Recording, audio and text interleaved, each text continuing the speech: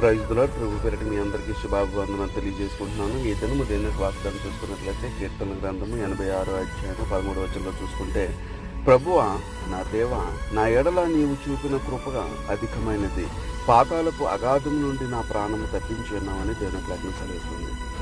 ఈ పాతాళపు అగాధంలో నుంచి తప్పించినటువంటి విషయం ఏంటి అంటే, మనకున్నటువంటి వ్యసనాలు, అలవాట్లు, స్వార్థము, ఆశ, ఎదుటివారి దగ్గర నుంచి మనం కావాలనుకునేది, ఎదుటివారికి హాని చేసేది, అసూయ, ఇలాంటి నాశరికమైనటువంటి దేవునికి వ్యతిరేకంగా ఉన్నటువంటి ఈ చేష్టలు ఏవైతే మనల్ని ఏలుబడి చేస్తున్నాయో, మనల్ని అగాధంలో నడిపిస్తున్నాయో, ఏదైతే దేవునికి దూరం చేస్తున్నాయో, వీటన్నిటి నుంచి దేవుడు మనల్ని విడిపించడానికి ఆయన కేవలం మన మీద కృపచొప్పునే ఈ అన్నిటిని కూడా మనల్ని తప్పిస్తున్నాడు. కాబట్టి అటువంటి తప్పించే విషయంలో దేవుడు మనకు సమస్తమును